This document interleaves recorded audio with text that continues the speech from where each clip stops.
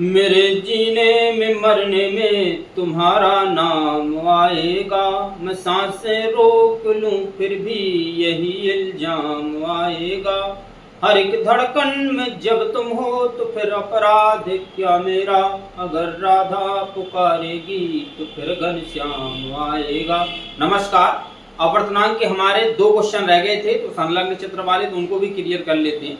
Next question है हमारा, देखो बेशक कॉन्सेप्ट हमारा वही रहेगा, लेकिन इसमें आपतन कोण और अपवर्तन कोण को निकालना पड़ता है। यदि कोण यदि दिए रहते हैं तो हमें क्या निकालना पड़ता है, अपवर्तनांक निकालना पड़ता है। ठीक है, तो ये चित्र हमने पहले से बना दिया है। क्वेश्चन आपकी स्क्रीन पर होगा बेटा, ध्यान से देखना। कह रहा संलग्न चित्र में अपवर्तन कोण तथा माध्यम बी का माध्यम ए के सापेक्ष अपवर्तनांक ज्ञात कीजिए। कौन सा माध्यम सघन है तथा क्यों, उसका कारण बताना है कि क्यों सघन है। देखो यहाँ पे ध्यान से पढ़ना जरा। कह रहा माध्यम बी का माध्यम ए के सापेक्ष, माध्यम बी का माध्यम ए के सापेक्ष, यानी इसको आसान भाषा में हम कह सकते हैं कि माध्यम ए के सापेक्ष माध्यम बी का हमें अपवर्तनांक यानी कि n बराबर ज्ञात करना है। देखो यहाँ पे उसने पूछ दिया है कि कौन सा माध्यम सघन है और क्यों है, तो हम यही इसको क्लियर कर देते हैं, कोई बड़ा क्वेश्चन नहीं है। देखो ये कौन सा माध्यम होगा हमें नहीं पता, लेकिन ये किरण आ रही है, ध्यान से देख रही है ये किरण। अब किरण आने के बाद ये हमारा एक जो लंब डाला है अभिलंब का काम करेगा। काय का काम करेगा? ये अभिलंब का। ठीक है, और ये हमारी आपतित किरण है, आपतित किरण है। तो ये हमारी क्या है? अपवर्तित किरण। क्या बेटा? अपवर्तित किरण। इतना समझिएगा। आपतित किरण तथा अभिलंब के बीच बना कोण आपका क्या कहलाता है? आपतन कोण आई। और अभिलंब तथा अपवर्तित किरण के बीच जो बना कोण होता है वो आपका क्या कहलाता है? आर, यानी कि अपवर्तन कोण। ठीक है, चलो अब देखो ये किरण आई तो अभिलंब से देख रहे हैं आप दूर हट गई। क्या झुकी है? क्या अभिलंब से कैसे हट गई? दूर हट गई। सीधी सी बात है, जब कोई किरण गुजरने के पश्चात अभिलंब से दूर हट जाती है तो उसका ऊपर वाला जो माध्यम होता है वो विरल होता है, ऊपर वाला माध्यम सघन होता है और नीचे वाला माध्यम विरल होता है। ठीक है, जब कोई प्रकाश की किरण सघन माध्यम से, किस माध्यम से? सघन माध्यम से विरल माध्यम में प्रवेश करती है तो वह अभिलंब से दूर हट जाती है। ये हमारे अपवर्तनांक के नियम थे। तो अपवर्तनांक आप लिख देना क्यों है, क्योंकि क्या लिख सकते हैं हम? क्योंकि प्रकाश की अपवर्तित किरण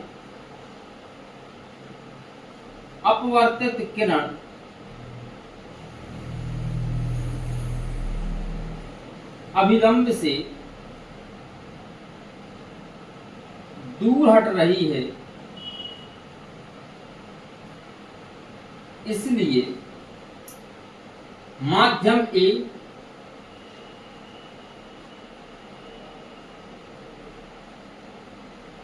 सघन है तथा माध्यम बी विरल है। अब लिख देना अपवर्तन का नियम, क्योंकि ये 6 नंबर क्वेश्चन है। अपवर्तन का नियम, नियम नंबर 2 क्या कहता है? कहता है कि जब कोई प्रकाश की किरण सघन माध्यम से विरल माध्यम में प्रवेश करती है तो वह अभिलंब से दूर हट जाती है। इतना और आप लिख देना। ठीक है, जब कोई प्रकाश की किरण कहां से जाती है? सघन से। देखो जल्दी लिख देते नहीं तो वीडियो लंबा हो जाएगा। विरल में जाती है तो क्या होता? अभिलंब से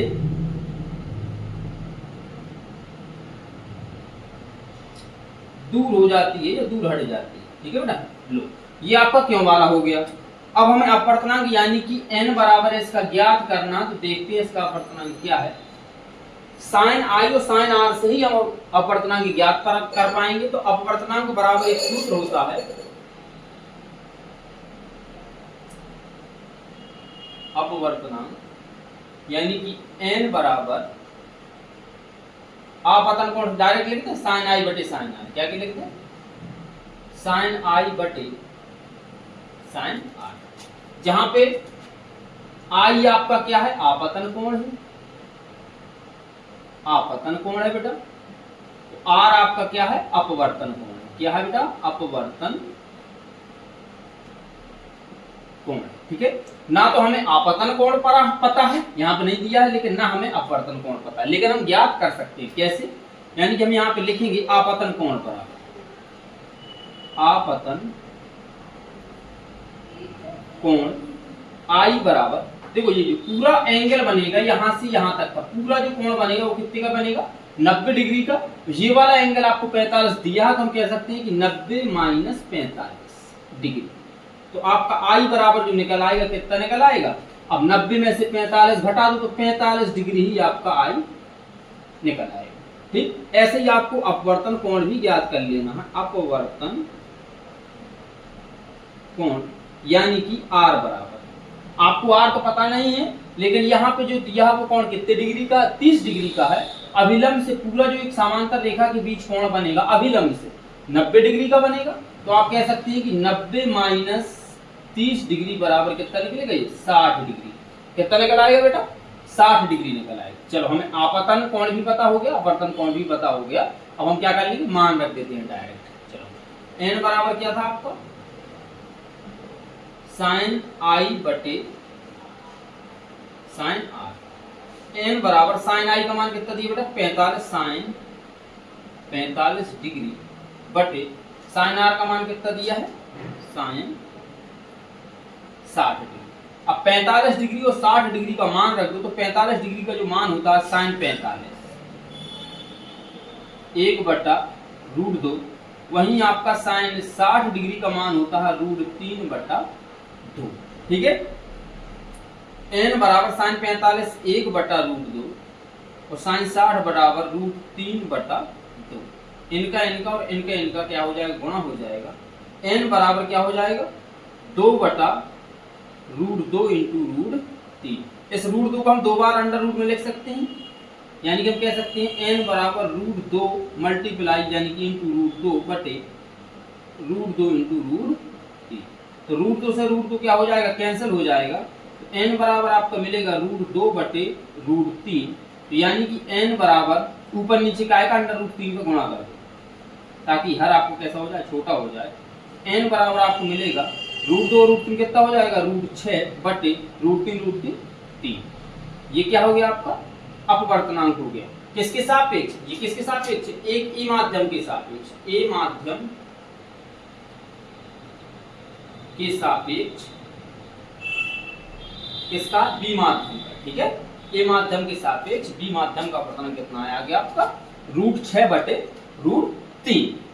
इसका आपको स्क्रीनशॉट लेना हो तो ले सकते हैं। फिर इसके बाद एक और संलग्न चित्र वाला क्वेश्चन है, तो पहले हम चित्र बना लेते हैं फिर इसके बाद सवाल को समझाते हैं। ठीक है, नेक्स्ट क्वेश्चन का चित्र ये बना है, क्वेश्चन आपकी स्क्रीन पर होगा। कह रहा है प्रस्तुत चित्र में दिए गए आंकड़ों के अपवर्तनांक यानी कि ए एन एल, क्या दिया है, ए एन एल यानी कि वायु के सापेक्ष द्रव का अपवर्तनांक, व एल एन जी यानी कि द्रव के सापेक्ष क्या दिया, एल एन जी यानी कि ये भी हमें ज्ञात करना, ये भी हमें ज्ञात करना। द्रव का अपवर्तनांक की गणना कीजिए। ये आपका चित्र बनाया है, यहाँ पे हमें ना तो आपतन कोण दिया है ना अपवर्तन कोण दिया कहीं पे। तो ये आपका क्या है बेटा, वायु है, निर्वात है, ये आपका डॉट डॉट करके बना है, ये जल है, ये आपकी कोई कांच की प्लेट है, क्या है ये आपकी कांच प्लेट है या कांच है। ठीक है, ये कांच है, वो जल है, वो वायु है। तो सबसे पहले जो पूछ रहा है, कह रहा वायु के सापेक्ष बेटा जल का अपवर्तनांक, क्या यानी कि वायु के सापेक्ष जल का यानी कि ए एन है। तो ए एन एल बराबर क्या होगा, वही अपवर्तनांक का सूत्र साइन आई बटे साइन आर। तो हमें ना तो इसमें यहां आपतन कोण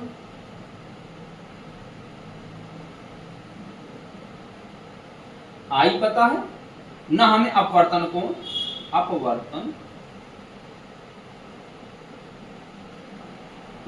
पता है। तो दोनों हम निकाल सकते हैं कैसे, यदि हम इन दोनों के बीच में एक अभिलंब डालें, एक तो रेखा तिरछी खींचनी है, ये अभिलंब डालते हैं। ठीक है, ये एक टेढ़ा है क्या, लो भैया अब सीधा होगा, अरे यार ठीक है जैसा है ठीक है। ये हमने क्या डाल दिया बेटा, अभिलंब डाल दिया। तो आपको इतना पता है ये 30 डिग्री है, तो पूरे यहां से यहां तक का कोण कितना होगा, 90 डिग्री होगा। तो आपतित किरण तथा अभिलंब के बीच जो बना कोण होता है वो क्या होता है आपका, आपतन कोण। अपवर्तित किरण और अभिलंब के बीच बना जो कोण होता है वो आपका क्या होता है, आर, यानी कि अपवर्तन कोण। तो आपतन कोण हमें ज्ञात करना, पूरा कोण 90 डिग्री का होता है, तो माइनस इसका कोण का मान दिया तो 30 डिग्री क्या कर देंगे, माइनस कर देंगे, तो आपका आई बराबर जो आ जाए वो कितना आ जाएगा, 60 डिग्री। ठीक है, ऐसी अपवर्तन कोण को कर लो। जब ये 45 डिग्री है तो ये कितना होगा, पूरा कोण कितना था, 90 डिग्री का था, तो क्या कर देंगे 90 डिग्री में से कितना माइनस कर देंगे, 45 माइनस कर देंगे, तो आर बराबर भी आपका कितना निकल के आ जाएगा, 45 डिग्री। ठीक, आई बराबर 60 डिग्री, आर बराबर 45 डिग्री। तो हम कह सकते हैं कि ए एन एल यानी कि वायु के सापेक्ष द्रव का अपवर्तनांक कितना है, हमें नहीं पता। साइन आई का मान कितना है बेटा, 60 डिग्री बटे आर का मान कितना है, तो साइन 45 डिग्री। ठीक है, वही है ए एन एल बराबर साइन 60 का मान कितना होता है, √3/2। कितना होता है, √3/2। वहीं 60 45 का मान होता है 1/√2। तो इसका गुणा हो जाएगा, इसका और इसका गुणा हो जाएगा। तो वायु के सापेक्ष द्रव का अपवर्तनांक आएगा √2 और √3 कितना हो जाएगा, √6 बटे क्या आ जाएगा, 2। तो ये किसके सापेक्ष आया, वायु के सापेक्ष द्रव का अपवर्तनांक। अब हमें ज्ञात क्या करना है, जल के यानी कि द्रव के सापेक्ष इसका अपवर्तनांक ज्ञात करना है, कांच का, LNG बराबर सूत्र इसका भी क्या है, साइन आई बटे साइन आर। तो यहीं से निकाल सकते हैं हम, कैसे, अब देखो ये थोड़ा सा मिटा दें, हम इसको बस मिटा देते हैं। ठीक है, ये दोनों इसको लगा रहेंगे। देखो आई, अब यहाँ पे हम क्या करेंगे, एक यहाँ पे अभिलंब डालेंगे। ठीक है, ये अभिलंब डाला, तिरछा बना रहेंगे लेकिन सीधा पड़ता अभिलंब। ये वाला कोण क्या होगा आपका, आर होगा, और ये वाला कोण आपका क्या होगा, यहाँ पे आई होगा। ठीक है, यहाँ पे एक कोण का मान दिया है, ये वाला देखो, इस वाले कोण का मान कितना दिया बेटा, 45 डिग्री। कितना दिया, 45 डिग्री। तो आई कितना होगा, 90 डिग्री माइनस 45 डिग्री। तो आई बराबर आपका बेटा कितना निकल आएगा, 45 डिग्री। यहाँ पे आई बराबर 45 डिग्री निकल आया। अब ऐसे ही हमें अपवर्तन कोण निकालना है, आर बराबर अपवर्तन कोण, यानी कि आर बराबर यहाँ पे कितना, ये कोण कितना दिया, 60 डिग्री का, पूरा कोण 90 डिग्री का होता है, तो आपका आर निकल आएगा। तो 90 में से कितना माइनस कर देंगे, 60 डिग्री, तो आपका आर बराबर जो आ जाएगा वो कितना आ जाएगा, 30 डिग्री। कितना आ जाएगा, 30 डिग्री। चलो अब इसका भी मान देख लो, LNG यानी कि द्रव के सापेक्ष कांच का अपवर्तनांक साइन आर का मान कितना दिया है, आर का मान आई का मान कितना दिया, 45 डिग्री बटे साइन आर का मान कितना दिया है, 30 डिग्री।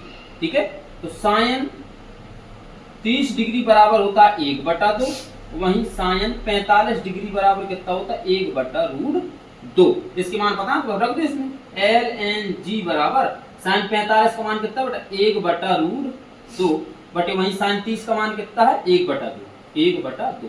तो 2 कहाँ चला जाएगा आपका, ऊपर चला जाएगा।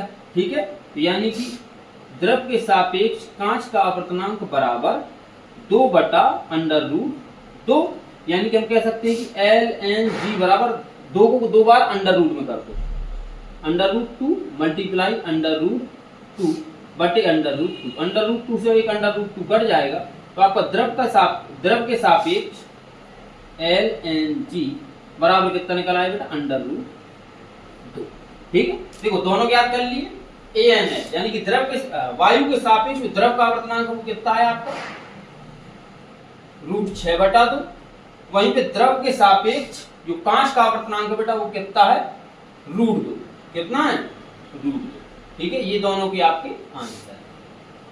ये 2 सवाल थे, तो अपवर्तनांक के सवाल अब हमारे समाप्त हो जाते हैं। तो आई होप कि आपको ये वीडियो पसंद आया होगा। यदि वीडियो पसंद आता तो बस लाइक और शेयर जरूर कर दिया करो अपने दोस्तों के साथ। मिलते हैं नेक्स्ट वीडियो में उत्तर दर्पण के क्वेश्चनों को लेकर, तब तक के लिए जय हिंद।